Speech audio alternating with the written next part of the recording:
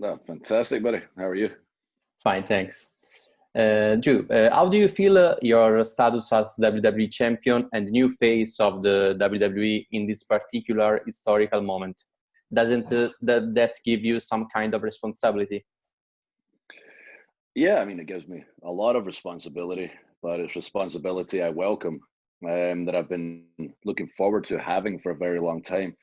I said since I came back to WWE, like all my journey, all the ups and downs, especially the downs, the difficult times, has prepared me to be not just the champion, not just one of the top guys, but the top guy and can handle any pressure in any situation you throw at me.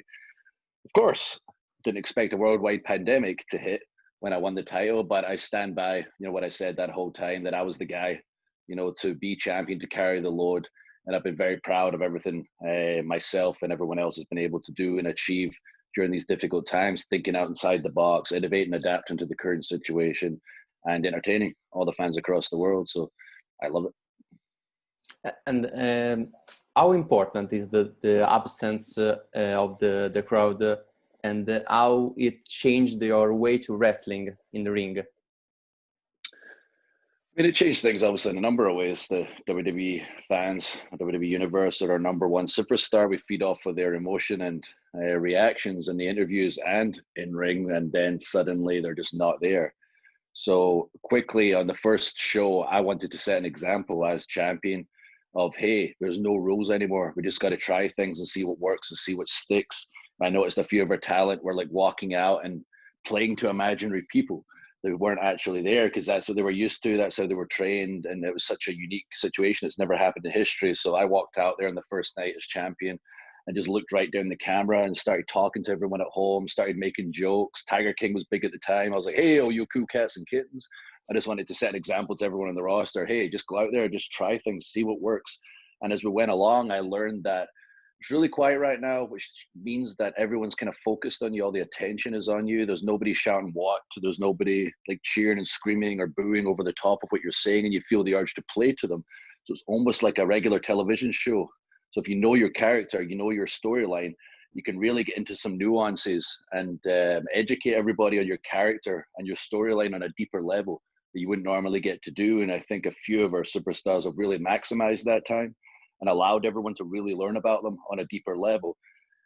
Of course, that's going to end this week because we're getting into the Thunderdome, starting with SmackDown and heading into SummerSlam this week, where we will have fans. We'll have about 1,000 fans at a time on virtual screens. They'll be switching in and out with other fans. There'll be thousands and thousands throughout the shows. Going to be like lasers and smoke and pyro and WrestleMania style entrances and effects and drones flying overhead. And there's going to be that real WWE atmosphere going forward. So it was fun. It was cool to give everyone an escape during those difficult times, but it's about to get crazy again, let's just say. As WWE champ, you faced Brock Lesnar, Big Show, Seth Rollins, Bobby Lashley, Dolph Ziggler, and now at SummerSlam you will face Randy Orton. Who is the harder opponent? I mean, everyone brings their own challenge. Like, obviously, Brock Lesnar is one of the great, not just WWE superstars of all time, but combat sport athletes of all time. He's an absolute freak of nature when it comes to his style. But you know what you get with Brock. Paul Heyman does the trash talking. Brock just goes in there and just mauls everybody. So I went in there prepared, was able to take him out in 5 minutes, win the WWE Championship. And then every challenge was different. Seth Rollins and I go way back. He's one of my biggest rivals over the years. But suddenly we'd switched roles. He was going through a bit of a mental crisis. Thankfully, I overcame him, and he snapped and became a messiah, apparently. And with Bobby Lashley, he was really on the rise. Was always, deserving a top spot. He is an absolute killer in that ring, but was involved in some silly love storylines, which it's great for the show. It's entertaining, but not for Bobby Lashley. Him and MVP together are great. He was really finding himself, and it was a physical war for us. And Dolph Ziggler and I go way back, so it was fun to, reunite that former relationship and rivalry again with Dolph. And I think it was entertaining, but when it comes to Randy Orton, that's back on the same level as like a Brock Lesnar. It's at SummerSlam, the biggest show since WrestleMania. Randy's on the run of his life. He's given it his all, which is very uncommon for Randy Orton to give it his all. Inside the ring, on the microphone, from a character perspective, he's the most evil man on planet Earth.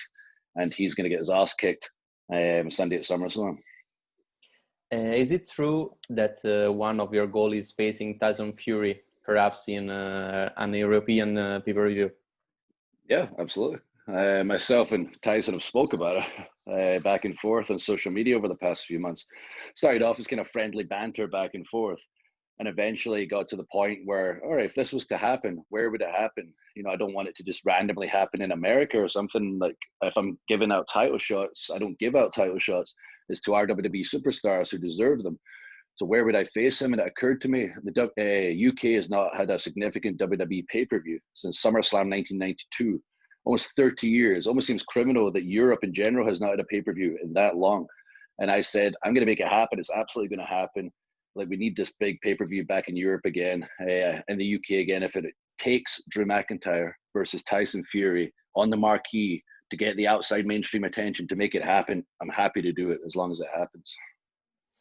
As a good European, you are also a football fan.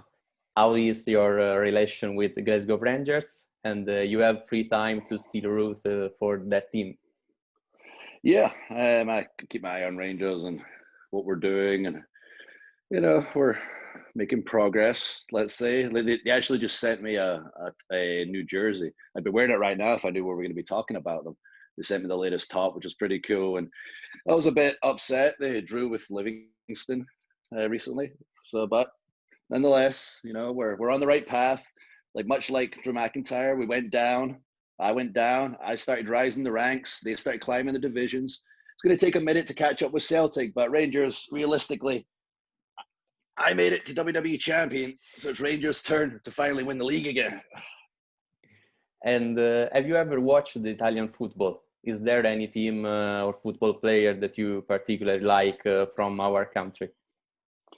I used to watch Football Italia every weekend. I don't know if it exists in Italy or if it was for outside of Italy. It was like a magazine show with the highlights of Italian football every week. It was my favorite to watch because, you know, Scottish football is what it is. It's not quite on the level of the English Premiership. And English Premiership is, you know, a fantastic game, beautifully played. But Italian football always had the coolest goals ever, like such crazy skill and the coolest goals. And I used to look forward to every week seeing what the craziest goals were going to be. And I mostly looked forward to like Del Piero. And I was like, man, what kind of crazy goals Del Piero going to score this week? So I remember being a kid watching the Football Italia, and wish it still existed. Now that we've talked about it, if you don't know what I'm talking about, go on YouTube. So it might not be on in Italy or wasn't on back in the day. Go YouTube Football Italia, and I'm going to do that later on and watch all some of the old goals, because that's literally what I did every Saturday morning. I'd turn it on, I'd be like, what kind of goals did I score in Italy this week? And when you were younger, you played football too. What position did you play, and why did you quit? Well, I loved playing on the wing. I love playing on the right wing. I love taking all the dead balls, like every free kick, every corners. But my managers didn't like that because I was literally about a foot taller than everybody. So they were constantly trying to put me in defense, which I did not want to do. I hated being in defense. So we kind of compromised on center midfield. It was kind of like, I was like, I'm not going to be in defense. I refuse to be in defense. I hate being in defense. I want to take the dead balls. Drew, you're taller than everybody. We need you in there for headers. And I was like, but I like taking the dead balls. So finally we compromised center midfield. I was fine there. They were fine there. Big guy in the middle, kind of playmaker, score a couple of goals myself. I didn't quit exactly, but my last game that I played, I got a yellow card for a 2-footed challenge that really should have been a red card. I should have been sent off, but I wasn't. I was on the referee.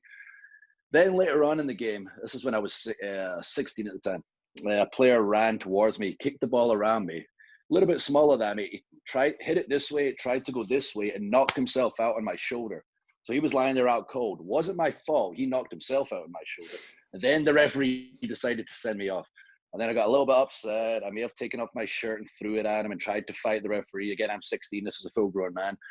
Tried to fight the referee. The players and managers had to drag me off the pitch because I was bigger than the managers and everyone else at the time, even as a 16-year-old. So I got a little bit upset. And then after that, like, you know, I thought to myself, maybe I should pursue this wrestling thing. Maybe my physicality would be more effective in wrestling than in football.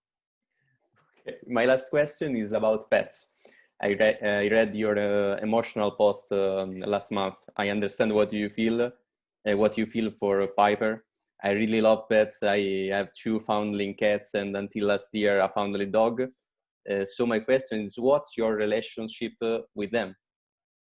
Yeah, I mean, thank you for the thoughts about Piper. That really sucked. Still sucks. We still haven't cleaned her room, to be honest. But yeah, we're really close with her pets, her cats. They're our children. We don't have children, and have no plans for the foreseeable future. As long as I'm in WWE and so busy, and my wife, works in medicine and is really busy. So for now, I'm sure you feel the same. That they're our kids. We spend a lot of time with them, and this time home has been really cool because I get time with the wife and the cats. Thank you very much, Drew, and good luck for SummerSlam. Thank you, buddy. Appreciate it. Don't forget to check out the Thunderdome. It's going to be a spectacle. I'm also going to beat Randy Orton's head off. I was going to swear there, but I get my composure and changed the swear to kick his head off. Let's just stick with that because I'd love to say so much worse things what I plan to do to Randy. Thank you.